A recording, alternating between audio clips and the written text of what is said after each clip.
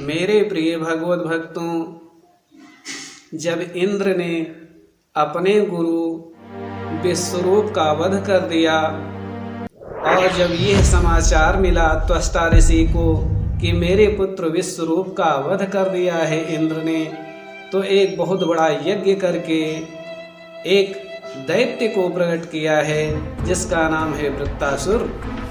वह जाकर समरांगण में इंद्र से युद्ध करता है और युद्ध करते हुए उसके अंतर हृदय में भगवान की भक्ति जग जाती है और वह मन ही मन स्तुति करता है कि अहम हरे तव पादैकमूलं दासानुदासास्मि भवितास्मि भूयः मनः स्मरेतासु पतेर्गुणास्ते गृणीत वाक् कर्म करोतु काया।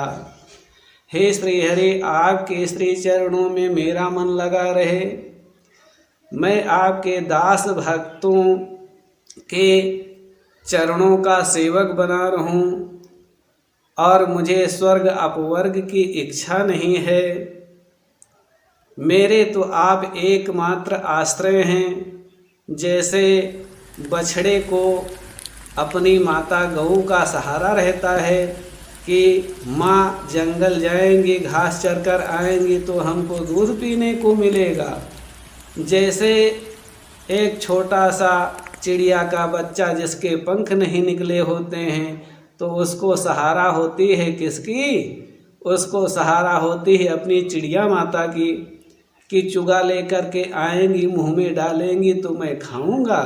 ऐसे श्री हरि आप ही मेरे सब कुछ हैं। यह मन ही मन भगवान की स्तुति कर रहा है, लेकिन वह बड़ा पराक्रमी है। इंद्र उससे विह्वल हो जाते हैं लड़ते लड़ते, और क्रोध में आकर वृत्तासुर ने इंद्र को निगल लिया है। जब इंद्र पेट में रहते हैं उस वृत्तासुर के, तो इंद्र ने बचने के लिए नारायण कवच का ध्यान किया है और नारायण कवच से सुरक्षित रह करके वज्र से उसके पेट को फाड़ डाला।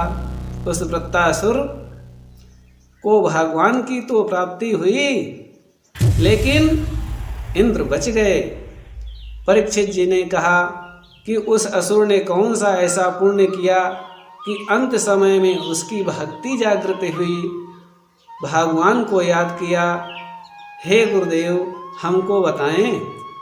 श्री सुखदेव जी ने कहा कि मैंने अपने पिता श्री व्यास जी से, नारद जी से और ऋषि देवल से जो कथा सुनी है मैं उसको तुम्हें सुनाता हूँ। पूर्व जन्म में यह चित्रकेतु नाम का राजा था। यह एक प्रकार का विद्याधर था। जैसे यक्ष गंधर्व राक्षस होते हैं वैसे ही विद्याधर की एक जाति होती है।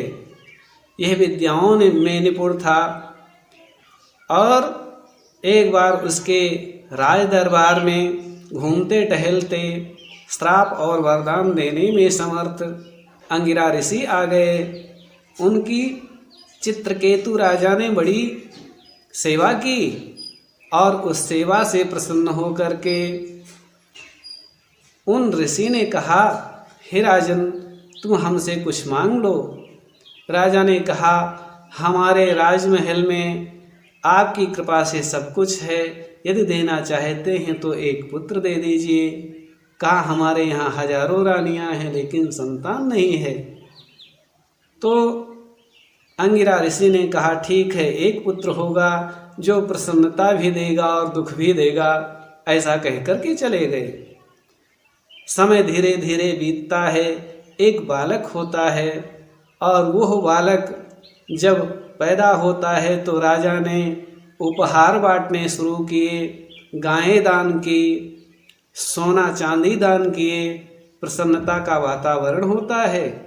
4-5 साल का बालक होता है तो रानियों के बीच में जिन रानियों के संतान नहीं थी उन्होंने कहा इस पुत्र को मार दिया जाए। ऐसा दूषित कर्म करने का विचार बनाया। जब विष मिला हुआ भोजन राजकुमार करता है तो उसकी मृत्यु हो जाती है। यह जानकर राजा चित्रकेतु और रानी दुखी होती हैं। उन्हें समझाने के लिए अंगिरा ऋषि और नारद जी आते हैं और उन्हें समझाते हैं। अंततः नारद जी ने एक मंत्र दिया है राजा चित्रकेतु को। कहा, इस मंत्र को ध्यान में रखो, तुम्हारा कल्याण होगा। और कहा, ओम नमो भगवते तुभ्यं वासुदेवाय धीमहि प्रद्युम्नाय निरुद्धाय नमः संकर्षणाय च। इस मंत्र का ध्यान करना।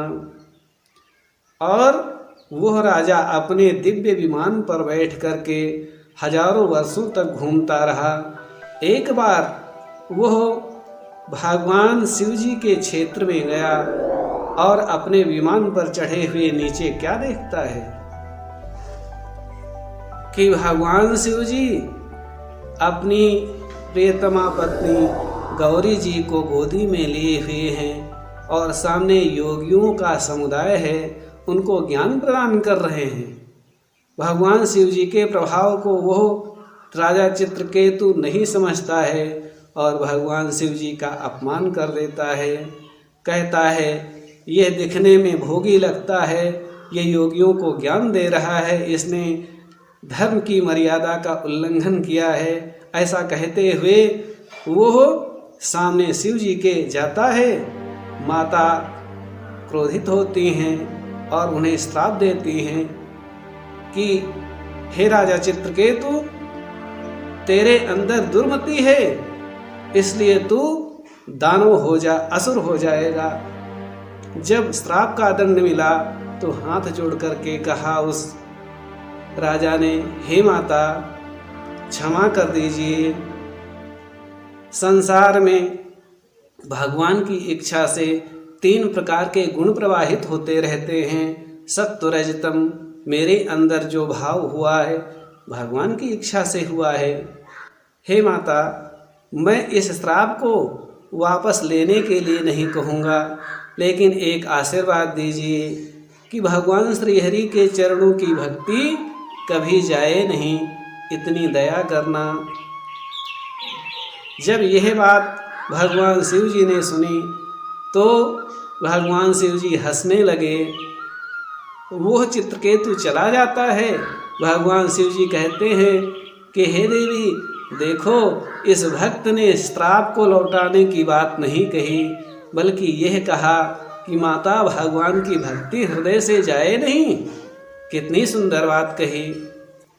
मेरे प्रिय भगवत भक्तों, इस कथा का सारांश यही है कि महापुरुषों के जीवन चरित्र में कभी कमी नहीं देखनी चाहिए। कमी देखने से हमें पाप और श्राप दोनों मिलता है।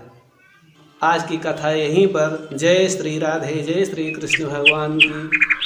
अरे मित्र, सब्सक्राइब करो चैनल को और घंटी बजाओ ताकि नए नए वीडियो पाओ।